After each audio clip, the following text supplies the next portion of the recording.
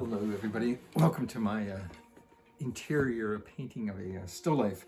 Brian Keeler here. I'm here at my studio in Ithaca, New York, and I'm painting an interior scene.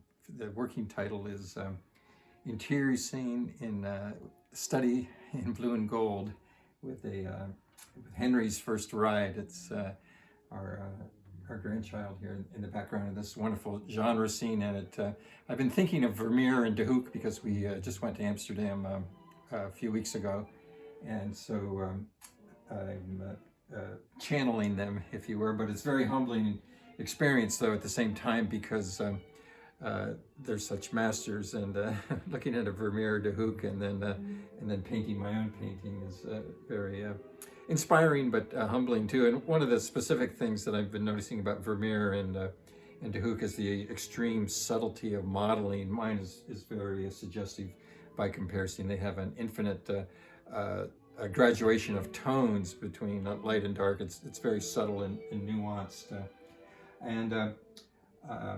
I've done most of this painting from a photograph, but I just brought it back to the scene so you could see the actual spot here. So maybe if you look at the interior here, and it's what's called an enfilade, which means a series of rooms. It's a compositional device that was popularized by those Dutch masters of the 17th century. If you look at my painting here now, there's a number of things to point out. One of the things when you were just watching me here, I was just noticing it. It's late in the afternoon now, and there's this wonderful cool light that I was just painting here.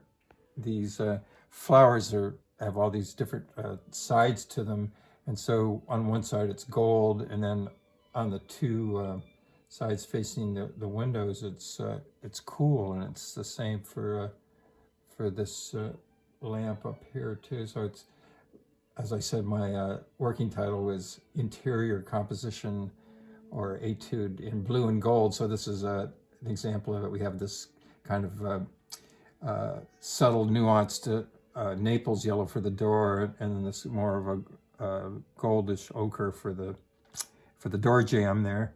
But the whole composition, in a way, is a study in blue and gold, like even in the back here with the window and the incandescent light. It's also a study of different types of light. Also, there's a wide variety of different types of light.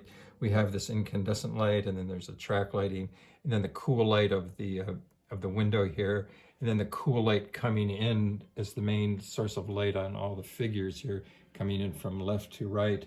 And then on the statue here, the bronze statue, I have a spotlight on it, and it's an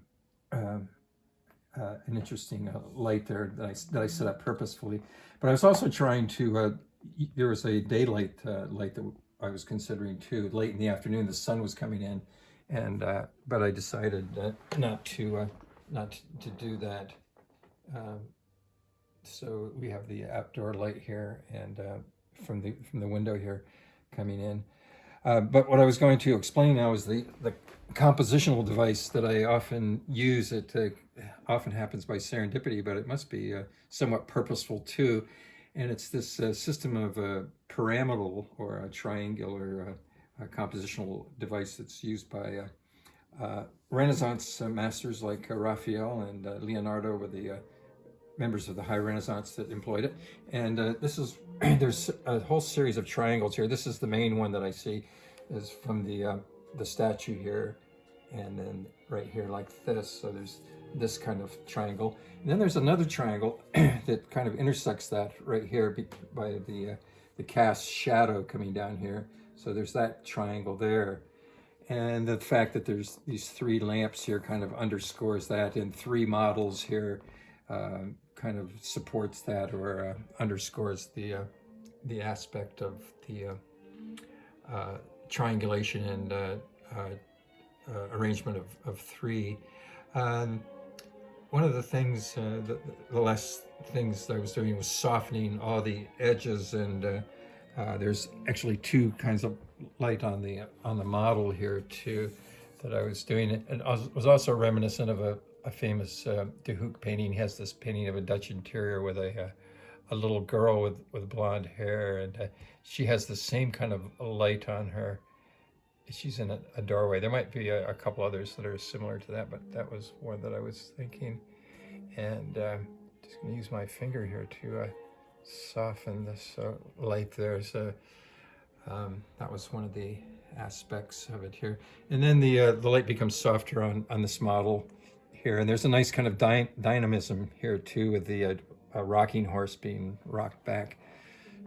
Okay, so if you step back, so the Oriental rug here is very similar to the Dutch masters. They often had these types of rugs on tables.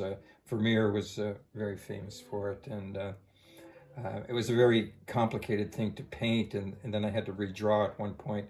So it's a fairly complex painting that I have here. The plein air paintings that I do outside are done rather quickly and spontaneously, but this was very considered, and it took a long time to paint, but not in comparison to Vermeer or De Hoek, who probably worked on theirs months. This was more in terms of weeks. But another thing I'll point out is the relationship of the verticals here too. That's something that Vermeer and De Hoek were famous for too. This division of space here with these lines. And then also in the background here, De Hoek and Vermeer were famous for these two, this interlocking rectangles in the background. So that's another fascinating part here too. So if you look at a Vermeer painting or a De Hoek, they're really masterpieces of these interlocking rectangles. Then there's the other famous 20th century painter, Dutch painter, trying to blank on his name right now, but he was famous for doing rectangular abstractions. Okay, so if you back up now, I'll finish off here. And so look for this painting and others like it on my website, briankeeler.com, and northstarartgallery.com. You can see many other still lifes and genre scenes is what this is called. So thank you so much for your attention. Cheers.